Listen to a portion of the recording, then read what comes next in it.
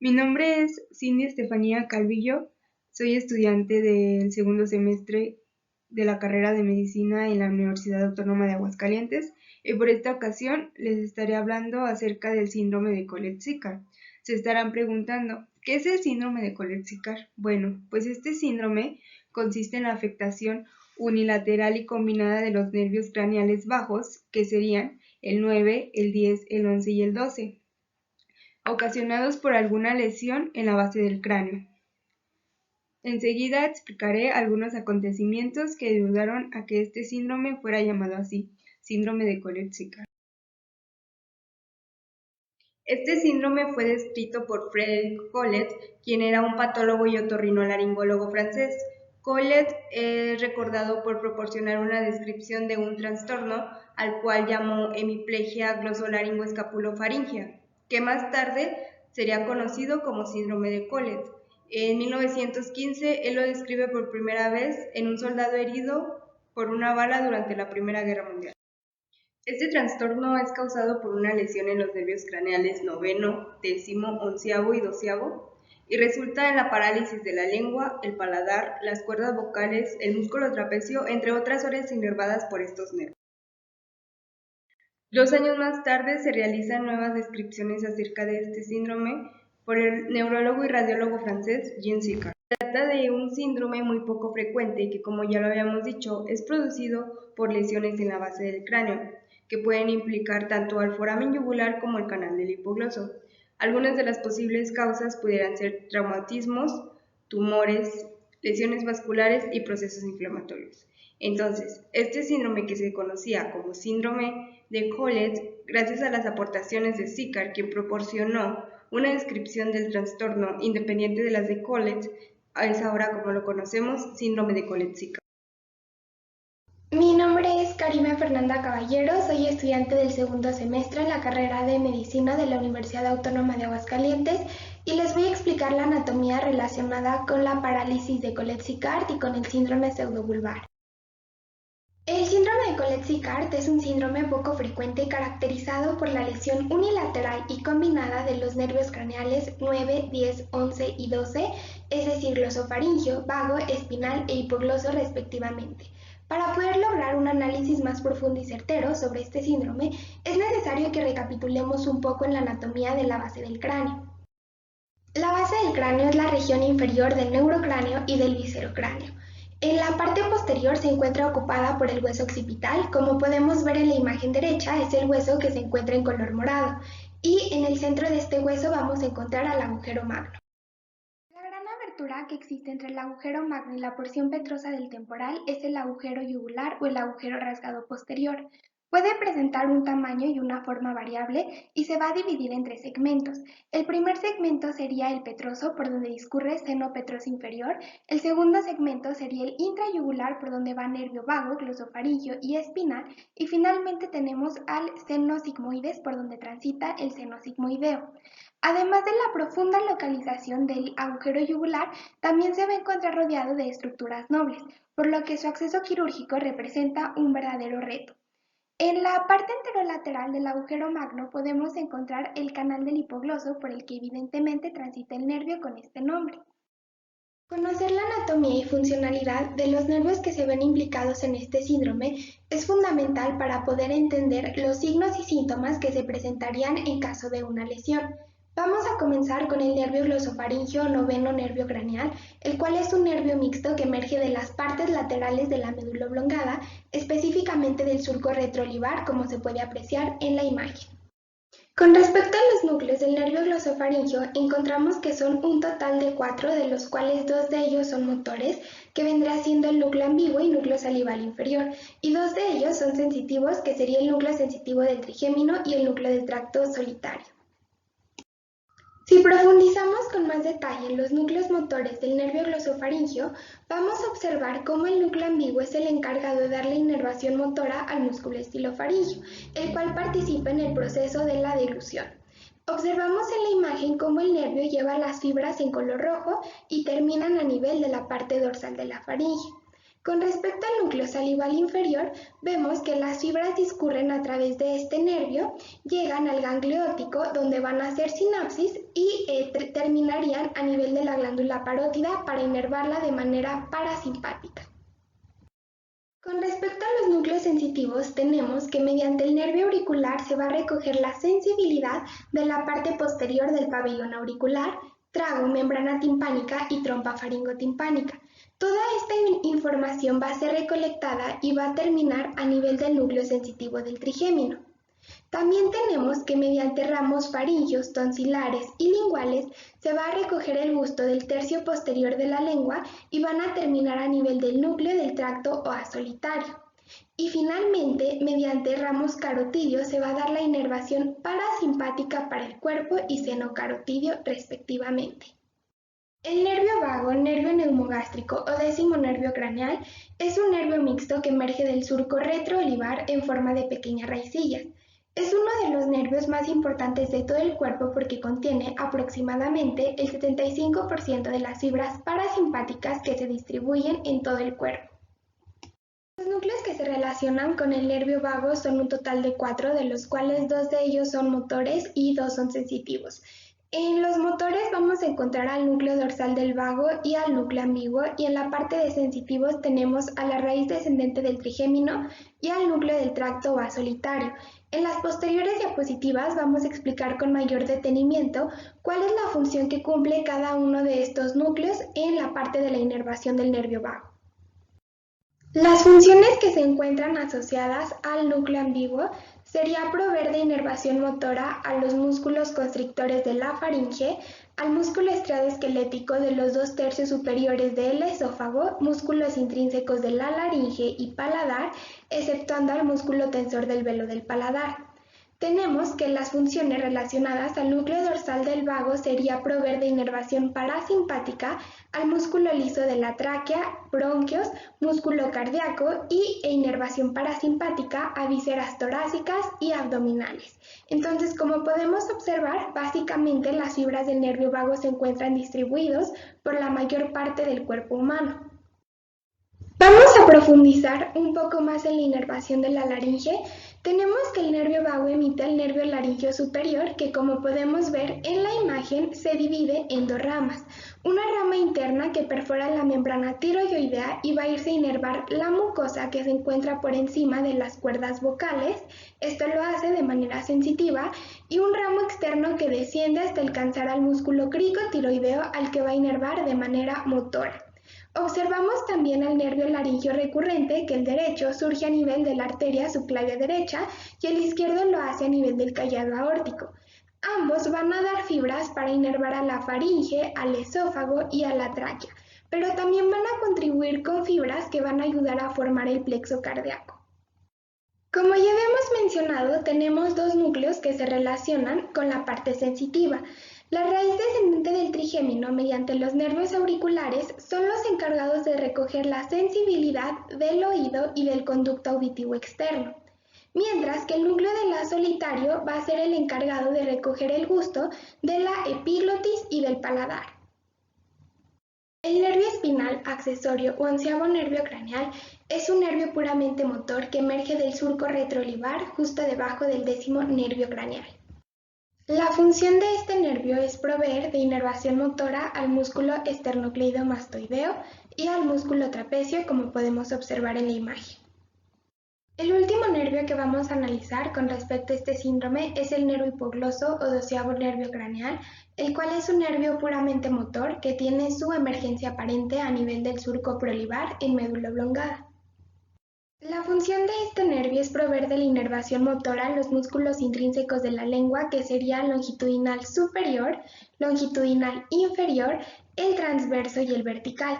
También inerva los músculos extrínsecos de la lengua, que sería el músculo estilogloso, al músculo geniogloso y al músculo hiogloso. Es importante mencionar que el músculo palatogloso no es inervado por este nervio, sino que recibe su inervación mediante el nervio vago. Finalmente, inerva los músculos infrayoideos, que sería el homoyoideo, tiroyoideo y esternotiroyoideo. En la imagen izquierda podemos observar al núcleo motor del hipogloso en la región medial de un corte transversal de médula oblongada y vemos cómo el nervio emerge a partir del surco preolivar, como habíamos mencionado en la diapositiva anterior. Hola, mucho gusto, me llamo Isabel Cepeda y yo voy a presentarles la etiología de este síndrome. Se han descrito múltiples enfermedades que pueden producir este síndrome, como por ejemplo los procesos invasivos en la base del cráneo, como este de aquí, ya sean tumores primarios o metástasis. Cualquiera de las dos las voy a describir un poco más adelante. Traumatismos, como este de aquí, sobre todo en carros son los más comunes. Lesiones vasculares, sobre todo en la carótida interna. Procesos inflamatorios y complicaciones iatrogénicas. Como ya mencioné, vamos a desglosar algunos de ellos a continuación. Haciendo una revisión de la literatura referente a este síndrome en PubMed, podemos encontrar que hay un total de 51 casos entre 1915 y 2012 registrados en esta misma, lo que quiere decir que toda esta lista que tenemos aquí son las causas que están registradas en PubMed de las causas de este síndrome.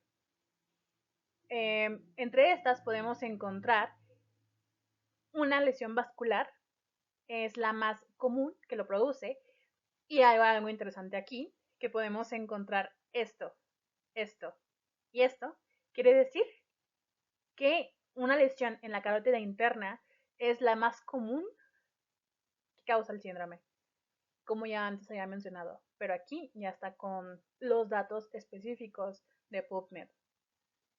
También podemos encontrar una metástasis en la base del cráneo. ¿Esto qué quiere decir? Quiere decir que todos estos cánceres que están por aquí dan una metástasis que suele llegar a la base del cráneo, produciendo este síndrome como tal. Y también podemos encontrar los traumatismos por aquí abajo, que sobre todo son fracturas. Gracias a las fracturas podemos encontrar este síndrome. Vamos a detallar y especificar algunos ejemplos en las diapositivas que vienen adelante.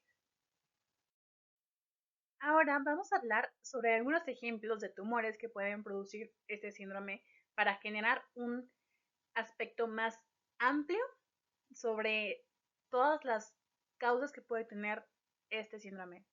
Empecemos por los neurinomas, estos de aquí, que son tumores benignos de crecimiento muy lento que raramente se hacen malignos. Generalmente afectan al nervio 8 y con menor frecuencia afectan al 5, al 9, al 10 y al 11. Y siendo ultra raro que afecten a los nervios puramente motores. A continuación tenemos a los glomus o paragangliomas, que son tumores altamente vascularizados, aquí están, cuyas células se originan en la cresta neural embrionaria. El 90% de estos tumores se generan en la glándula suprarrenal y solo el 3% se genera en cabeza y cuello. ¿Esto qué significa? Significa que es ultra raro que se genere en cabeza y cuello, produciendo el síndrome que estamos hablando. Esa es la magia de los tumores, que son muy raros. Esos tumores se generan cerca del agujero yugular y depende de la gravedad, pueden ser solo extracraneales o pueden llegar incluso a pasar por el agujero y hacerse intracraneales. En esta imagen podemos observar una angiotac donde podemos encontrar dos tumores, este de mayor tamaño y este de menor tamaño, de manera bilateral en el cuello. Se localizan cerca del lugar donde dijimos, del agujero de la yugular, y podemos ver esto. Déjenlo pongo con otro color. Esto, aquí. ¿Qué es esto? Esta es la carótida común, carótida interna y carótida externa. Esto nos expresa sobre todo la razón de que es altamente vascularizado, porque literal las arterias lo abrazan, lo acogen y lo hacen crecer aún mucho más. También podemos encontrar la imagen de Lira. ¿Qué es la imagen de Lira? Es justamente ese abrazamiento que hacen sobre el tumor, las arterias. Esto de aquí. Una lira es un instrumento parecido a un arpa, que es justamente este de aquí. Y dicen que esto parece una lira, entonces por eso de ahí viene el nombre. Y es una imagen característica de este tumor. Así que si la ven, probablemente sea un glomus de cabeza y cuello. A continuación, vamos a hablar sobre las metástasis. Ahora, al igual que hicimos con los tumores, vamos a dar un ejemplo de la metástasis, cómo se podría dar. En este caso, el paciente fue por un tumor, como lo podemos ver en esta tomografía computarizada, por un tumor en pulmones. Fue a su revisión y en la revisión, gracias a la revisión médica, todo el seguimiento que le dieron, se dieron cuenta de que no solo tenía síntomas pulmonares, sino también tenía síntomas neurológicos. ¿Esto qué quiere decir? Esto quiere decir que el médico mandó a hacer estudios, pudiendo encontrar esto. Se realizó una resonancia magnética craneal en la que pudimos apreciar que el cóndilo occipital izquierdo tenía una lesión lítica con una masa de partes blandas, que es este de aquí, sugestiva de metástasis. O sea, el tumor del pulmón ya nos había causado una metástasis en el cerebro, que tenemos aquí la masa como tal. Después, para confirmar, decidieron hacer no solo esta misma resonancia magnética, sino que también mandaron a hacer un TAC, una tomografía, y pudimos encontrar la misma lesión osteolítica que ya habíamos mencionado aquí, en la que podemos ver la destrucción del cóndilo como tal. No solo del cóndilo, sino también lo pueden presenciar bien del tubérculo occipital izquierdo. Aquí y aquí. A ver, dejen borro para que se vea mejor. Aquí la flecha más delgadita es el tubérculo y este es el cóndilo, haciendo que todo sea un caos, por así decirlo. La masa no solo se quedó por fuera o por dentro, sino que traspasó el hueso como tal, haciendo que el tumor fuera tanto externo del cráneo como interno en el cráneo. ¿Qué más? Pudimos ver eso. Ambos huesos están afectados y esto invade el agujero occipital, el agujero rasgado y el conducto del hipogloso. ¿Esto qué nos dice? Que no solo es el agujero occipital, sino que también se extiende anteriormente hasta la punta de la apófisis odontoides. Vean, aquí está la masa, es todo esto. Entonces, no solo es el agujero occipital, sino es la masa, el apófisis odontoides, también, como ya mencioné, el agujero rasgado posterior, el conducto del hipogloso, y también podemos encontrarlo súper cerca de la arteria vertebral de ese mismo lado, o sea, ipsilateralmente, por anatomía. ¿Qué quiere decir esto? Que todos estos sitios que invadió afectan como tal la salida de nuestros nervios que generan este síndrome, ocasionando los síntomas que vamos a ver a continuación. Mis compañeros van a explicar de ese síndrome. Increíble. Ahora vamos a hablar de los traumas que pueden generarlo. Ahora vamos a hablar sobre las fracturas que pueden generar este síndrome como tal. Vamos a empezar por la fractura de Atlas, o bien conocida como C1, perdón, que es un sitio muy importante porque es una zona de transición entre cráneo y columna cervical. Las fracturas de atlas, como tal, representan el 25% de las lesiones de unión de cráneo con espina. Del 3 al 13%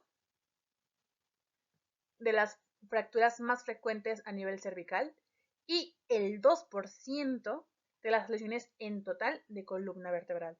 ¿Esto qué quiere decir? Que realmente son raras, son un poco escasas como tal.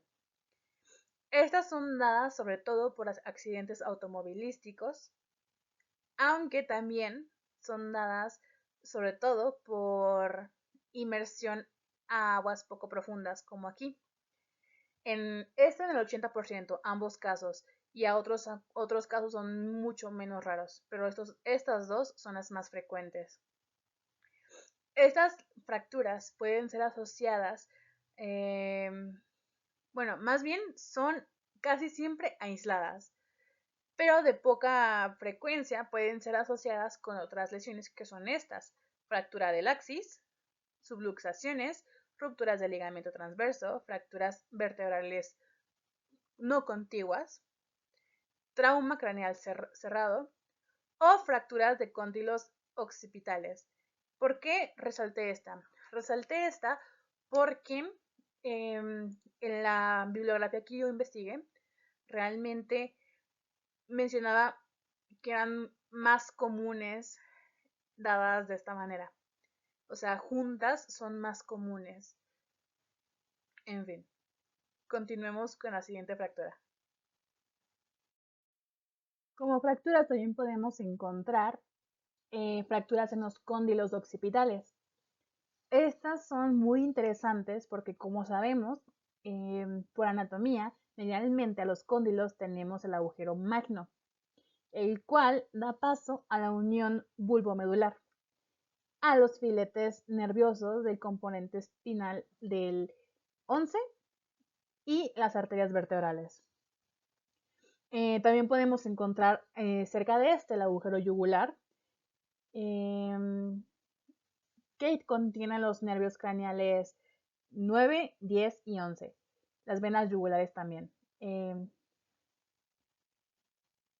El canal del hipogloso contiene al 12 y las fracturas de estos cóndilos pueden asociarse a la disfunción de los pares craneales bajos, como ya había mencionado antes. Sobre todo del 12, por este mismo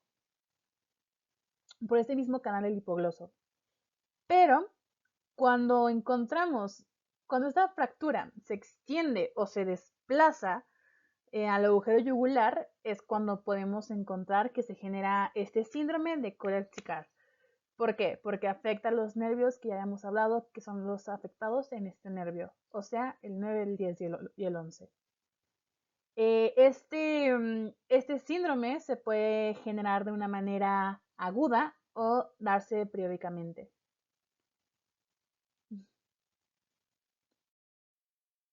De incidencia, podemos encontrar que en PubMed, desde 1915 a 2013, con todos los casos publicados que se relacionaban con las fracturas de atlas y cóndilos y que las podíamos relacionar con este síndrome de Koletz-Sicard, encontramos solo 4 artículos.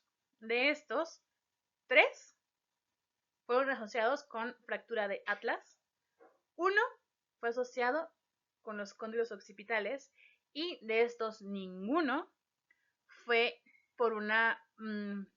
asociado por una presentación de ambas fracturas combinadas, tanto de atlas como de cóndilos occipitales.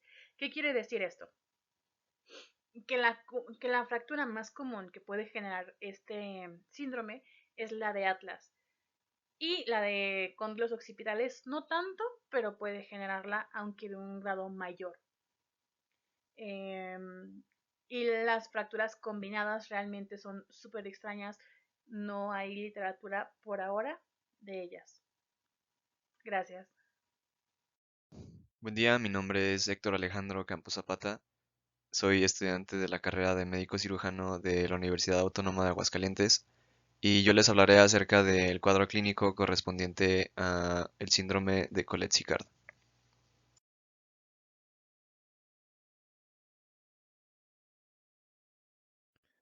Bueno, con respecto al cuadro clínico del síndrome de Collet-Sicard, tenemos que los signos y síntomas van a ser ipsilaterales al lado de la lesión y entre ellos podemos encontrar los que se relacionan con las lesiones del nervio vago y del glosofaringio. Em, en el caso de una lesión al glosofaringio, se presentaría ageusia o hipogeusia, que consiste en la pérdida parcial o completa del gusto en el tercio posterior de la lengua. Y en el caso de una lesión al nervio vago, se encuentra una afonía o una disfonía que consiste en la pérdida completa o parcial de la voz, ya sea por la calidad o el volumen de la misma. Como podemos ver aquí en la imagen, se presentan unas cuerdas vocales que se encuentran paralizadas y pues podemos inferir mediante esto cómo se afecta el volumen y la calidad de la voz. Además puede existir una hemiamnesia de paladar, lengua y pared de la faringe debido a la inervación sensitiva que tienen por parte del vago y del glosofaringio. También puede presentarse una disfagia, que en sí es la dificultad para la deglución de alimentos, y esto se ve provocado tanto por la lesión del nervio vago como la del glosofaringio, debido a que el nervio vago inerva a la musculatura constrictora de la faringe y el glosofaringio otros vientres musculares responsables de la deglución. Tal podría ser el caso como el de el estilofaringio. Además, podría presentarse la disartria, que es la presencia de un ritmo alterado, un ritmo lento, un ritmo irregular en el habla, y esto pues es provocado por una lesión del vago que inerva a la musculatura de la laringe. Finalmente, se presenta una pérdida o una disminución del reflejo nauseoso debido a la inervación que tiene el glosofaringio en el tercio posterior de la lengua. Como consecuencia de la lesión del nervio accesorio y del hipogloso, se puede presentar una desviación de la úvula, como podemos observarlo aquí en la imagen, una desviación ipsilateral al lado de la lesión. También existe parálisis lingual con una desviación ipsilateral de igual manera.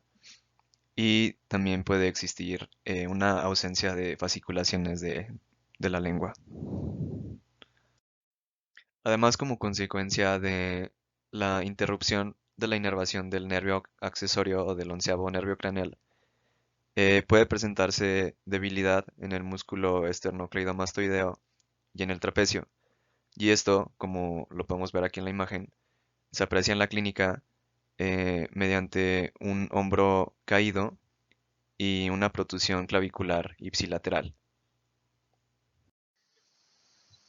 Buen día, soy José Antonio Carmona de Anda, estudiante de la carrera de médico cirujano en la Benemérita Universidad Autónoma de Aguascalientes. El día de hoy les estaré exponiendo el síndrome de Collet-Sicard, un caso clínico.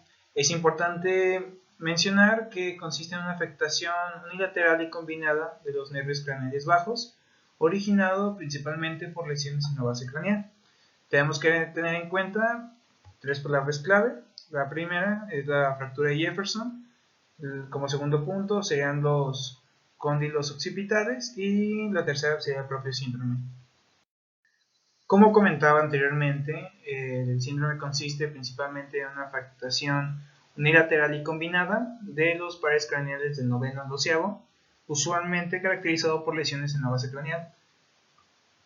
Como causas tenemos tumores, ya sea primarios o secundarios, lesiones vasculares, procesos inflamatorios y traumas. No se limita a esto, pero son las más usuales. Clínicamente, en la mayoría de los pacientes en los cuales se diagnostica una fractura del atlas, los síntomas que van a presentar o que van a referir son dolor cervical alto, limitación de movimientos del cuello y contractura de la musculatura paravertebral. Le pertenece a Sir Charles Bell el mérito de descubrir por primera vez en 1817 una fractura de los cóndilos occipitales, la cual pudo asistir a su paciente hasta que falleció por lo mismo de una compresión medular por los fragmentos óseos. Pero bueno, este síndrome es más frecuente de lo que se piensa. El objetivo de este trabajo se basa en presentar un caso clínico poco frecuente y donde tenemos una fractura del atlas y combinada con cóndilos occipitales, donde se presenta este síndrome Collet-Sickert. Como resumen, tenemos a un paciente masculino con antecedentes de sufrir un accidente de tránsito. A su llegada al hospital, este paciente refiere dolor cervical alto, voz apagada y dificultad para tragar. Al examen físico se contacta paresia de pares canales bajos, para lo que se realiza una radiografía de columna cervical y tomografía axial de la región del cráneo espinal. Se diagnostica una fractura de los cóndilos occipitales y una fractura tipo 2 del atlas, para lo que se coloca un halo chaleco como seguimiento de su tratamiento. Se consulta al paciente al final del primer mes de tratamiento con alivio de dolor cervical y sin empeoramiento neurológico. Se presenta un paciente masculino de 27 años de edad con antecedentes de sufrir un accidente de tránsito al volcarse en el auto en el que viajaba. A su llegada a consulta de neurocirugía, un mes posterior al accidente, refiere dolor cervical alto, limitación de los movimientos del cuello, voz apagada y dificultad para tragar.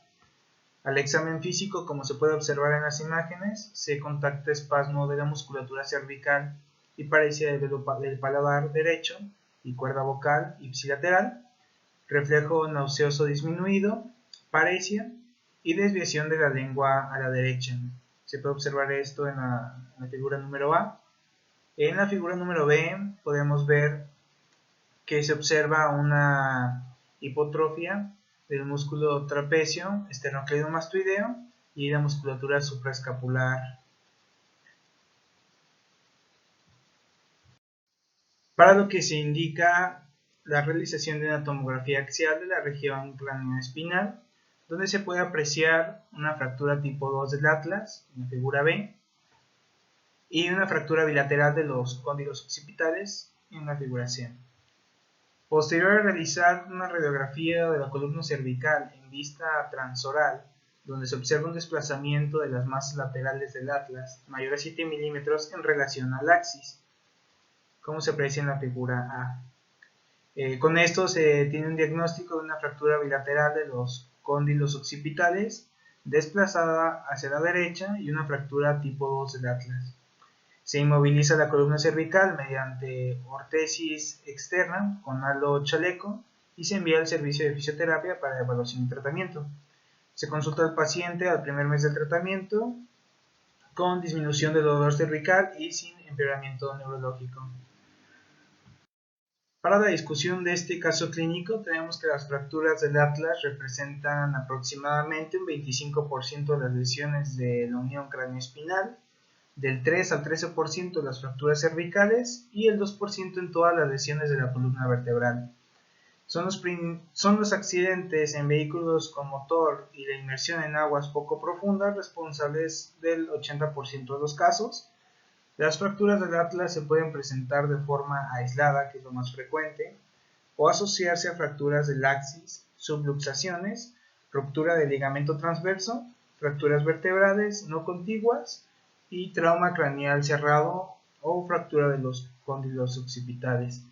También se tiene la fractura de Jefferson. Es importante recalcar que en 1920 Jefferson, que fue un neurocirujano británico con una serie de 42 casos, llegó al diagnóstico de las fracturas del atlas, donde se propone una clasificación en 5 tipos según la parte anatómica afectada. Tomando en cuenta esto, se llegó a una clasificación de Jefferson que se desarrolla de una manera más sencilla, teniendo 3 tipos de fracturas.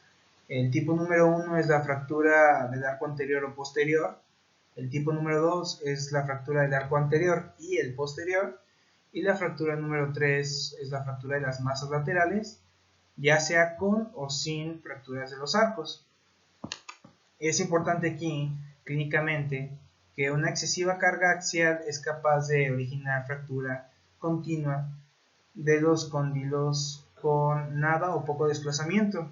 Igual, estas fracturas se clasifican, como comentaba. El tipo número 1 es potencialmente inestable y por lo que se requiere Por lo general se llega a afectar el ligamento alar contralateral al estar incompetente, ¿no? La fractura tipo 2 ocurre como una extensión de una fractura del canal basilar a los cóndilos. Por lo general el cóndilo continúa adherido a la base craneal, por lo que son fracturas estables. Y bueno, la excesiva carga en rotación o movimiento de inclinación lateral de la cabeza puede originar una avulsión condilar o tipo 3. Cabe hacer mención que la fractura tipo 3 es una fractura potencialmente inestable. Biomecánicamente se ha demostrado que una fuerza axial disipada sobre el occipucio se traslada de los cóndilos occipitales a las masas laterales, originando una distracción o tensión sobre el anillo de C1. El diagnóstico se puede realizar basándose en la cinemática del trauma, como se explicaba anteriormente, los elementos clínicos citados, y se puede auxiliar en estudios como radiografía de columna cervical en este caso y un ataque. En la radiografía transoral muestra un desplazamiento de las masas laterales de C1 a C2, independientemente del grado de desplazamiento del ligamento transverso, ya que este se puede encontrar roto o no. Para esto se tendría que utilizar una resonancia magnética nuclear para especificar este daño, pero bueno, en radiografía se tiene que tener en cuenta de que si el intervalo entre el diente del axis y el tubérculo anterior del atlas es mayor a 3 milímetros en adultos, se puede considerar esta lesión en el ligamento transverso, o en los niños si hay un desplazamiento de mayor a 5 milímetros, ¿no? El tipo de conducta a seguir en estos casos clínicos depende de si se está presentando de forma aislada o en combinación a otras fracturas cervicales. Usualmente ocurre del 33% al 70% que vengan acompañadas de otra fractura. Al término del tratamiento con el paciente, se tiene que evaluar por medio de una radiografía lateral en flexión y en extensión, buscando signos de inestabilidad tardía. En tal circunstancia, si se encuentra, se debe de utilizar una cirugía estabilizadora de C1 a C2 o del occipucio C2, de una forma de tratamiento a elección o conforme más convenga. El uso de la tomografía axial computarizada con ventana ósea es el método de elección para diagnosticar estas fracturas. La respuesta al tratamiento conservador es muy buena en la mayoría de los casos, ya que aún existen manifestaciones neurológicas por compresión del tallo cerebral o alguna otra fractura en vértebras contiguas. Como conclusión, la afección de los pares craneales bajos puede ser de una forma clínica y representar lesiones traumáticas en la región craneoespinal, y su reconocimiento temprano favorece el pronóstico del paciente. Gracias. Mi nombre es Cindy